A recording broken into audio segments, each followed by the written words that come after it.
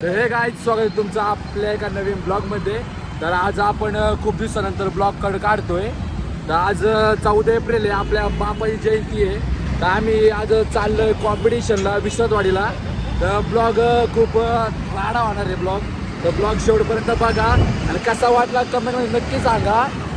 तर लाईक करा, सबस्क्राईब करा, शेअर करा, चला आणि कमेंट करा।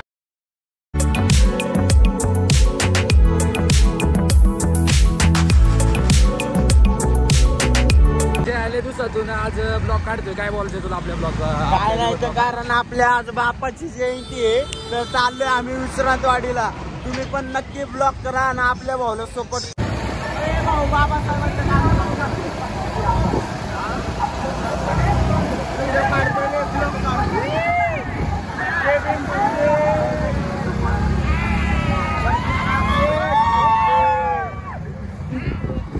त्याला पण आपण ऐकले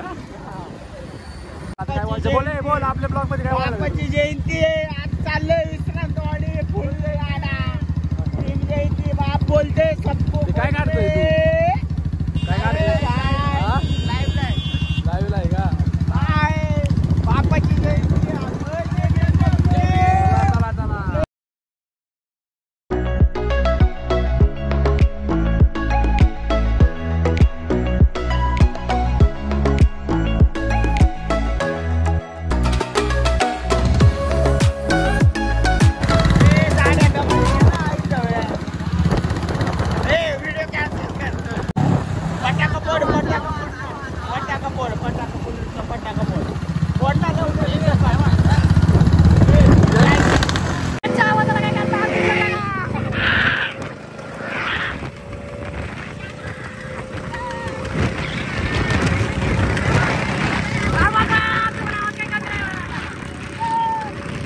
हे गाईज आपण आता आले विश्ववाडीमध्ये आता आपल्या इथं लाईन चालू आहे ना डीजेची कॉम्पिटिशन।